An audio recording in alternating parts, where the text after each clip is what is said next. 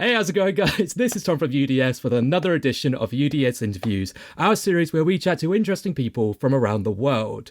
And my guests this week are a band who grabbed my attention with their name, but kept me around with some of the tightest melodies and biggest choruses in modern rock.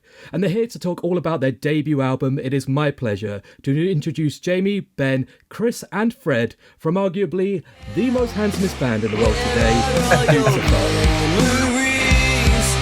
Maybe it was all the sunlight from a past life.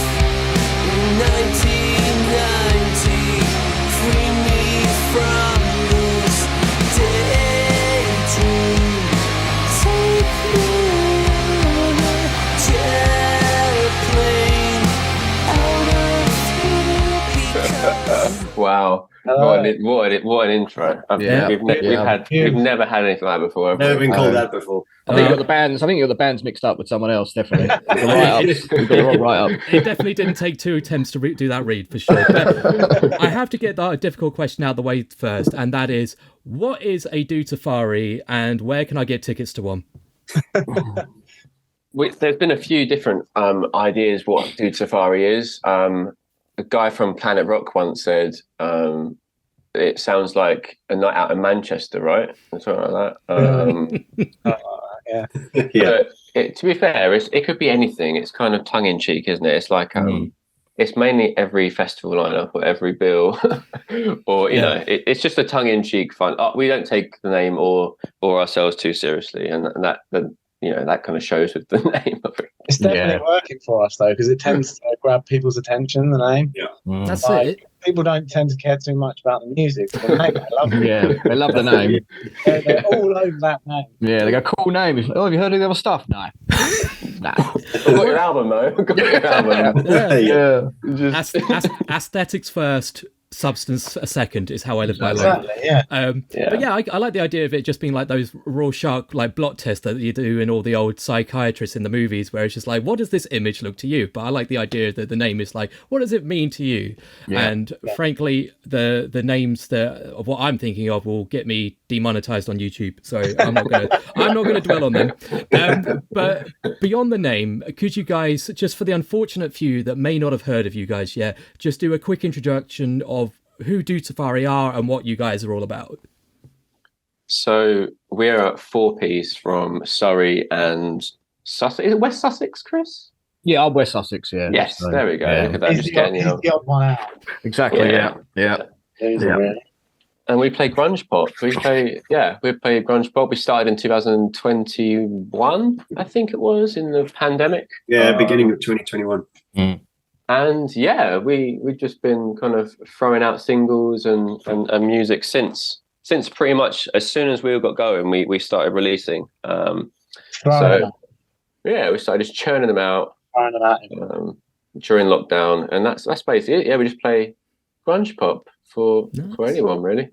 Hell yeah. So was the band a response to being sort of cooped up in lockdown? You know, was it sort of like, you know, you get that itch to do something when you can't really do much, and you just decide this is the time that I want to do it, or has it been something that's been sort of brewing for longer than that? It's been around for a long time. You see, even we went name first. But the name was around for a long time. And then I think just at that time, we weren't playing in other bands and we wanted to get something going. And it just sort of organically happened, I think, really. But I think lockdown helped, didn't it? 100%. Yeah. Like the lockdown, I can't remember how many lockdowns there were in the end. There was loads, weren't there? Yeah. But that first lockdown that was in the January, that one was it in January? March, wasn't it? March. It's all one big blur. To be honest with you. Thanks, mate. That was just. It kind of did. It's a bit of good for us, I think, as a band. Like we were able to write loads, and a few of us got COVID, and were able to have our 10 days, of isolation. Which, if anything, I know there's a lot of bad things about being locked up and stuff, but I kind of found it quite. It kind of energized this band, and I don't think it would have carried on quite to the existence it is now if it hadn't been for all them writing sessions and stuff. It was a very weird period of time, but I think it was very good for this band anyway. Like, it sounds weird, but I think it was. No, yeah, I mean, I get it. I mean, if you haven't got anything else to do, and like, you know, the day-to-day sort of grind of like just making money is kind of thrown in the air, if you've got the opportunity, you're silly not to. And yeah, for sure, like I know lots of people that use lockdown as obviously it was a bad time all round, but as a positive thing, and it's made one hell of a band in Do Safari. So now that we've got, you know, the name out of the way, and we've got the, you know, who the band are, I need to get to know the real you. And so this is a question for each of you individually, and that is, if you were a type of sandwich, what kind of sandwich would you say best represents you as a person? Oh, that's a good question. Talk about Rorschach tests. Like, this is the real one. Great sandwich. Earlier, Chris had a prawn mayo. Fred had a prawn mayo sandwich, and we were slagging that off, saying that's a really bad sandwich choice. So I'll probably say I'm a prawn mayo because I'm just a bad choice. The bad choice. Bad choice. A bad choice. That is a bad choice sandwich, though. I'm not gonna lie. It wasn't actually. It tasted amazing. So. If you can get it a good one, then it's top tip. That's a risky. That's a risky. You don't want maneuver. A bad one. You don't want a bad one. No. Mine would be. There you go. I'm a prawn mayo sandwich because when I'm good, I'm all right, but when I'm bad, bloody hell, I'm bad. Yeah. There we go. Look at that. That was seamless. I would be just a vegan ham sandwich, because vegan sandwiches aren't great in most supermarkets anywhere unless you make it yourself. So I'd just be an easy option of plain vegan ham. It's not going to be like fake chicken or fake prawns, mayo. Like, it's just going to be straight up plain ham. It might not even have butter. Just going in raw ham. raw vegan ham. There we go. That's mine. Yeah. I think basic. I would.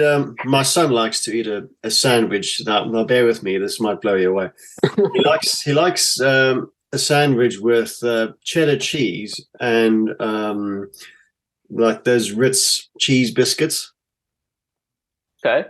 Yeah, I know. And he's insistent on it. Carb on carb. Yeah, and he's really insistent on it. I think probably I'd probably be that sandwich because I can be quite cheesy and. A little crunchy, quite dry as well. So it's very dry. That's pretty good. Yeah, that's pretty good. Better than mine. That is, yeah. I don't know. I'm trying to think of the most craziest sandwich I can think of. Was it crazy? This kid's crazy over here. Pretty crazy. Yeah. I don't know. Probably like a standard chicken super noodle sandwich. Super noodle. And trust me, if no one's ever tried that, right? Try it. And you can thank me later, right? You thank me later. I was going to say, you would go down well in my student halls when I was back at uni, because that was a staple, an absolute staple. Yeah. And now I'm craving one, even though. There you go. Yeah. What's better than wet bread with a bit of noodles on it? But exactly. Yeah. Mm-hmm. Exactly. Yeah, it sounds amazing. Well, it sounds great. Sounds better than bloody prawn mayo, to be fair. So. Yeah. Like me. put that on the next CD as like a review from UDS. Is better than prawn mayo. Like, that's the review of the new album. Yeah, I'm going to do it already. There you go. I'm already writing it up. He's already writing it up. There you go. And in a very seamless trademark segue, let's talk about your debut album, which I want to get the pronunciation right. It's Yussus. Yep, that's close enough. That's good. Fred, that'll work. Yeah. I'll take it. So it's been out for just over a week at the time of recording. So I know you guys have been working on this for around a year or so. So how does it feel now that the whole piece is out in the wild?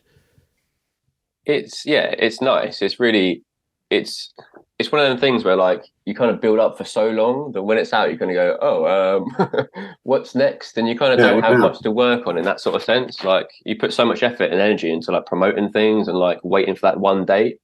And then when it's over, it's like Christmas. Once it's over, you go, I can't wait till next year now. It's almost a little bit depressing because you put so much effort and we're going through making it, and now it's done. And we put it out there. We're like, oh, well, that's as much as we can do now, isn't it? It's like just have to sit around waiting, just stuff like that. It's nice to hear all the nice things that people have to say about it.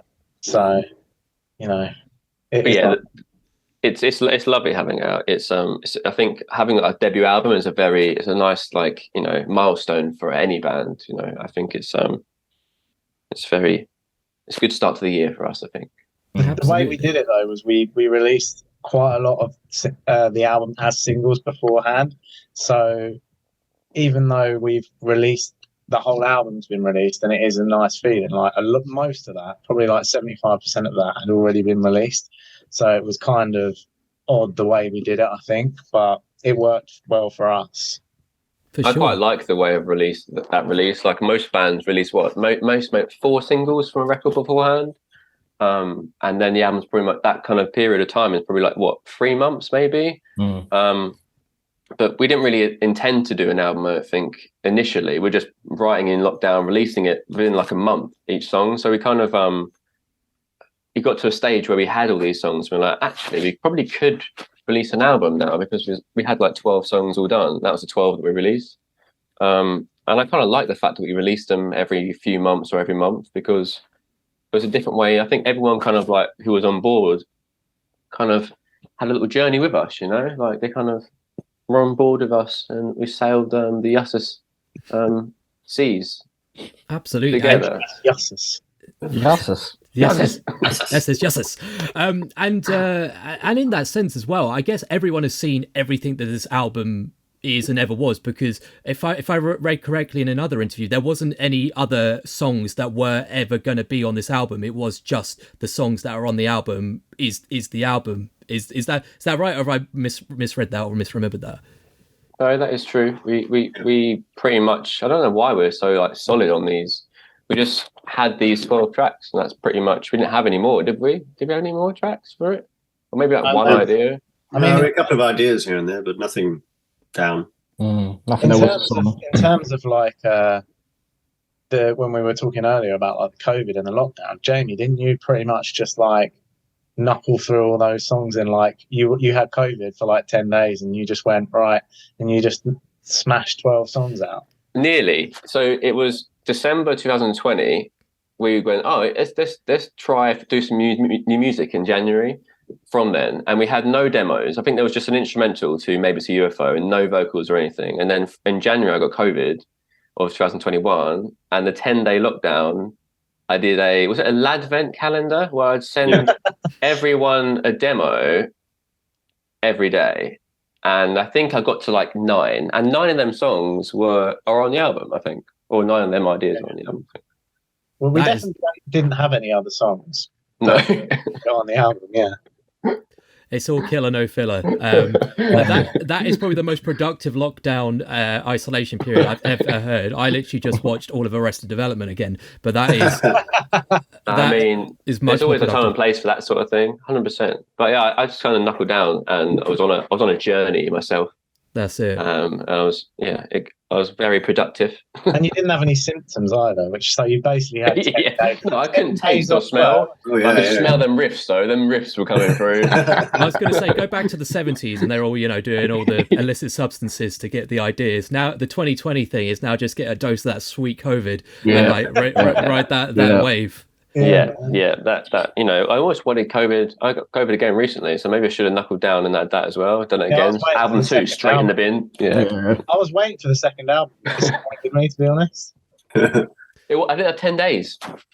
You can't do an album in 10 days, mate. Or 2 days. You can do it in 10 days, easy. You did. There you go. Done. Signed, sealed, delivered.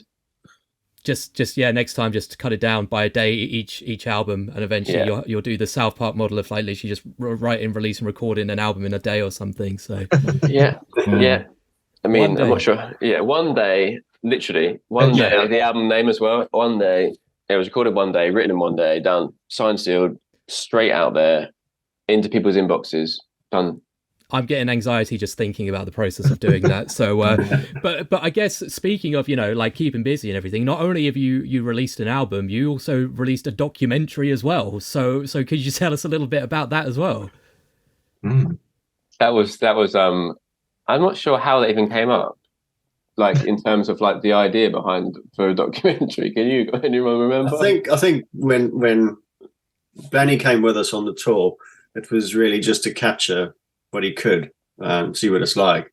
And I think it was maybe towards the end of the tour that he realized he had so much footage, and maybe, if I remember correctly, I think he said he's going to make something out of it. Yeah, I think originally he said, we kept joking about like, oh, we'll do a documentary while you're on tour and stuff like that. But then as he had so much footage, it was like, actually, I could actually make this into a documentary. It might have started as a joke, maybe. Yeah. As in, like, we'll see what we get, but, you know, if it's a lot of work. And it's I think no one's going to watch the documentary about us. Like, no one wants that. No one asked for an album, let alone a documentary. No. But we delivered it. There's a common theme running through this. Everything starts off as a joke, and then it just ends up being something. We're like a milkman. We're like a milkman who delivers milk for you for free, and you didn't ask for it. You don't even want the milk, but every morning it's just at your door. We're like that milkman. We're just there. Yeah. Orange juice maybe sometimes as well. That sounds like some new wave French horror, just like the milkman that comes unannounced. The milkmen still exist. Yeah. I think my nan still gets a milkman. There's definitely still milk. I see him all the time. Oh, that's because you start work at 4:00. In the morning, I do. Yeah. And I see the milkman. I am the milkman. You are. I am the milkman. Wow. But yeah, the documentary. Sorry, where were we? The documentary. Once it got, we were like, okay, we've got enough footage. Blanchard, he's in Ben and Chris's other band, California Cheeseburgers. A little shout out for them as well. But he wanted to make a documentary and did our music videos as well. So it kind of all came in at one big bundle of pace. Is that a sentence? Bundle of pace. That's a new sentence for me. That's the next album. Bundle of pace. It's all fast-paced, 180 BPM songs. And yeah, I'm not sure why we made a documentary, to be quite honest. I think we really wanted to kind of a heartfelt message to people to show what it's like on the tour for a new band, but also to show that like all the downs of them sort of things have lots of upsides as well, and even though no one asked for it, we delivered it. And Blanchard did a great job of it. Oh, it's great. Yeah, he's incredible at what he does. Like, we're so lucky to have him as a friend, and when he sort of started saying, "Oh, I think I'm going to turn it into a documentary," and then started like sending us clips and stuff, we realized quite quickly that it was going to be pretty good, and we were quite excited about it. So yeah, it sort of just naturally gathered a lot of momentum as it went on. Yeah, and you even got shown at a cinema screening, didn't it? Yeah. So we had a premiere in our local cinema, and we invited all our friends and family along to that. And it's funny because where we live, there's no music venues, and there's not even pubs that will allow us to play. We've never played a hometown show as such because no one will allow us to play, which is pretty crazy. But we filmed a documentary and got people along to a premiere in our hometown, and I found it very strange. That's the kind of story of Do Safari. It's like we just do what we want in terms of, if someone won't give us a show, we'll just film a show and put it in the cinema. Yeah, so you can't watch us play live, but you can watch a film of us playing live. So it works. Yeah, it's pretty rock and roll. The only other thing would be just to take your full band set up to like a Wimpy or a Little Chef or something, and just do that as well. Do they even still have Little Chef? Is that still a thing? I thought I think there's one. They're like the one blockbuster. I reckon there's one Little Chef on the motorway somewhere that still sells horrible food. I hope so. It's like the milkman. It exists, but you never see it. Yeah. It's still there somewhere. I don't need the evidence whether or not it exists or not. I believe that it exists, and that gives me great comfort in my soul. So that's the main thing. Also, as a tangent, you mentioned the California Cheeseburgers. Please tell me that's a Simpsons reference. That is. It is. Excellent. Yeah. Again, that warms my soul as well. I'm glad someone else has got damn encyclopedic knowledge of Simpsons references as well. But speaking of the Simpsons and all things pop culture, obviously we don't just speak about music on the podcast, on the YouTube channel, on the website. We speak about all manner of stuff: movies, TV shows, video games, everything we find interesting. We'll end up having a natter about it. So with that in mind, as I clear my throat, if you could have a Do Safari song featured in anything, nothing's off the table, what would be your dream thing to feature one of your songs in? Wow, that's a good question. That's a really good question. Anything that Ricky Gervais writes. Ben's answer straight away. Well, yeah. For me, that would be, I would like to have one of our songs in the new series, The Last of Us. I don't know if anyone's watched it, but I'm absolutely addicted to it at the moment. I love it. So if we got a Dude Safari song in there, it wouldn't fit at all. But Well, I think maybe one. I reckon Until I Disappear could fit in this. that could work. Yeah, it could. Right, that could work. Yeah, mine would be like a indie film. I'd like a song in an indie film, like even if it's in a little cinema with no one there. You're so alternative, man. Yeah, so a little indie film. I'd say I'll entertain you. There we go, done. Just add a little A24 logo to the album cover. Yes. It would be laptop straight away. Yeah, I think I'd agree. In some sort of film you'd see at the Cannes Film Festival or something, some weird and odd film. Be quite good. You guys are going too small. I went straight for the Netflix money there with Ricky Gervais. I'm thinking about the dollars. Mm-hmm. I went for the HBO money. That was straight in there. Yeah. I'm just happy with money, mate. I'm happy with a glass of water, Yeah. And a vegan ham sandwich. Plain ham, no butter. That's it. Vegan ham's not cheap, mate. That is true. That's true. But frankly, I'm just glad that no one said the obvious, which is every single time I interview a band, they always say Tony Hawk soundtrack, and it's actually quite refreshing that someone's not said that for a change, because it is almost the cop out answer at this point. So. Those soundtracks are bloody good, though. Yeah, but when's there been a new Tony Hawk game? Well, they remade us number 2, didn't they? Well, number 1. See, we still ended up talking about Tony. Oh, you know what? That's my bad. Another one. I think you've made it. I think you've made it if you make it into FIFA. I'd have a song in FIFA, I think. That is true. That is true. Although, and this is just me, but I feel like there's a lot of like reverence and a lot of celebration for the Tony Hawk soundtracks. But as soon as a song's on FIFA, to me, it's just a FIFA song. And like all I can think of is just like losing 10-0 in FIFA Ultimate Team, like back in 2013. So, yeah, I don't know. It's weird how it's just I must have heard those songs exactly the same amount of times, but for one of them it is just that's just a FIFA song. So take that, Crystal Class. Like when a song gets put on an advert or something, and then you just associate it a certain camera with a certain song. I'm not going to name any cameras. Could be any camera. You can name it, but as long as you go or any other cameras. Yeah. Other cameras are available. Yeah, other leading brands. Hashtag not sponsored. Anyway, other than clearly selling out while also maintaining some artistic integrity. Indeed. That's the dream, isn't it? Wow, that exactly. Yeah, being rich and also. No, I was going to be really mean. I was going to be really rich and pretentious, but that's my dream. That's my dream. No one else's. But what does the rest of 2023 have in store for Dude Safari? Shows.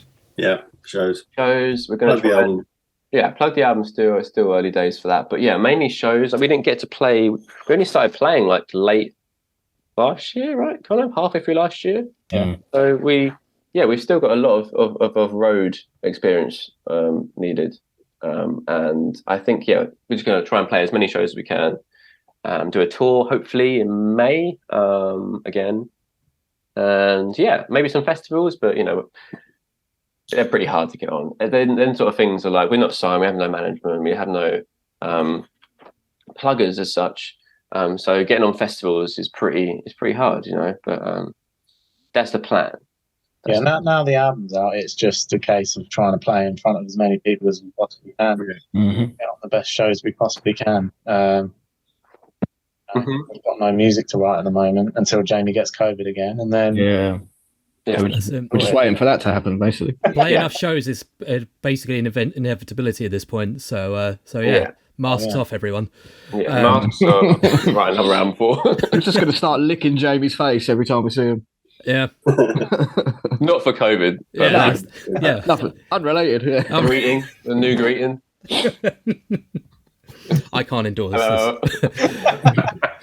Anyway, the last question I have to ask you guys, because I can't believe we've reached the end, because I've had a thoroughly great time chatting to you guys.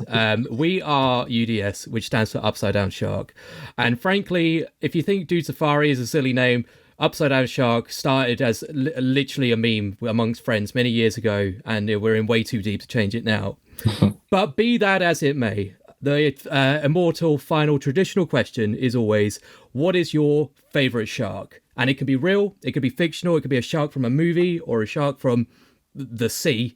But what would you say your favorite shark is? I could imagine that if we were on like QI, has anyone ever seen QI? Yeah. Yeah. Then if someone says the most obvious answer, the buzzer starts going off. That would be Jaws, wouldn't it? If you said Jaws, yeah. the buzzer would just start going fucking... You'd be surprised. Jaws is probably actually not the most. I think Bruce from Finding Nemo is the big winner. But we've had some weird ones. Somehow we got through some sort of thought rabbit hole where someone's favorite shark was Danny DeVito as the Penguin in Batman Returns. So we get avant-garde here. So That please, went proper down the rabbit hole, that one, didn't it? yeah. So please have at it. I think I remember in is it the first Austin Powers? Wasn't there some sharks with lasers on their heads? Oh yes. I like Sharks them. with laser beams. Yeah. Yeah.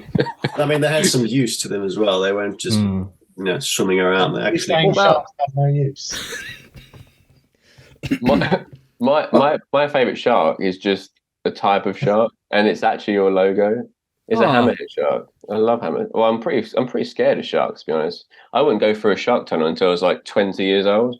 But hammerhead sharks are my favourite. They're cool, aren't they? Yeah. Imagine eyes on the side of your head. They're part tall, part shark. They're again useful. So Mine would be, it's more of a collection of sharks, but it'd be Sharknado. Very good. Yeah. Well, if that's coming towards you, I mean, you've done basically. You know, so- You don't. There's no way. Yeah. No, I saw the documentary about it, and it was Scary shit. Yeah. Not even once. Ben, Chris, do you did you answer say? what? Chris, did you say yours? Oh, me, yeah. Sorry, I've got everyone's names wrong on the thing. I'm so sorry. Yeah. Ben, you answered yours. Yeah, I don't really have much knowledge of sharks, to be honest. neither do I. But I would say basking shark. All right, calm down. oh, big Just Don't have boy. much knowledge. Just purely for the reason that I think it's a shark and I know about it. Wow. Brilliant. Okay. All right. That's good knowledge, isn't it? Basking shark. Yeah. All right. Yeah. Give you that. Yeah. Do you know that? Do you remember them toys that when you were a kid, they were like sharks and they had like muscles? Street sharks. Oh, Street shark. Yeah. Yes. I'm going to change my I was answer gonna say slightly that's and say that the hammerhead, one of those, is my favourite shark of all time. That's very cool. I mean, frankly, there's a possibility that that's where my body dysphoria started, that I wasn't a shark with a six-pack, and therefore I've never been able to reach that standard in my life, and it's just You can have dreams, can't you? But a street shark, I mean, you can't really get there. no Like, no matter how hard you train or try, you're not going to get a street shark, are you? exactly. Did they ride motorbikes? No, it's biker mice. Yeah, I was going to say, was there a shark? Was one of the bad guys in Biker Mice a shark? Oh, that's a Google time for another time. We've got time if someone wants to Google it. Put it in the comments. Put it in the comments. there you down go. below. Yeah, put it in the comments. But wow. probably. Chris, you're such a professional. I know, right? Smash that like button. Ding, ding, ding. Subscribe now. Only I can do the wanky YouTube stuff. If you want to go on a real deep rabbit hole, though, they did make a spin-off of Street Sharks called Extreme Dinosaurs, which may have the best title music of any 90s cartoon I've ever seen. Wow. It's very Okay. That's some good. There's a lot of good '90s cartoon title music as well. So There sure is. I might. That's going to be going straight on YouTube when this finishes. I'll be listening to that. It has the fantastic tagline of "Let's fossilize them" as they're like, Wow. that big Nice. battle Nice. cry thing. You So- can't beat that. You certainly That's can't. good, isn't it? Scream it at the top of your lungs. Let's fossilise them. Wow. Put it on the next album, is what I would Yeah. say. At the Yeah. start of a song. Yeah. Let's fossilise them. Next time I'm one of your shows, you're going to see me in the front row, and we're going to do a little knowing nod, and you'll know. And then we're going to fossilise you. Oh God! Wow, Yeah. that's not where I was expecting that to go. Get But fossilized by Do Safari. I don't want to know what that consists of either. But I presume it's all having all the calcium out of your bones until you're, Yes. just We're just a Organic mess on the rock. floor. Yeah. Yeah. Well, Wow. he is the milkman after all, isn't he? So Yeah. we'll take that calcium, right? Yeah. You know when I said that sometimes we went down rabbit holes that led us to Danny DeVito as the Penguin, Batman Returns? I feel like we've gone down another one of those right now, and I'm all for it. But guys, I do actually have one other, like a more boring question, but important all the same, which is until people can find you on the road or anywhere else, where can people find you online? They can find us on Instagram, Spotify, any streaming platform, actually, any leading one. Facebook. OnlyFans. Yeah. OnlyFans? Yeah. Nice. Everywhere. They can find us everywhere. Excellent. Pretty much. There you go. That is your homework. So thank you for anyone who's watching, and thank you guys for taking the time out to chat to me. It's been an absolute pleasure. Thanks very much. Thanks very much. Thank you.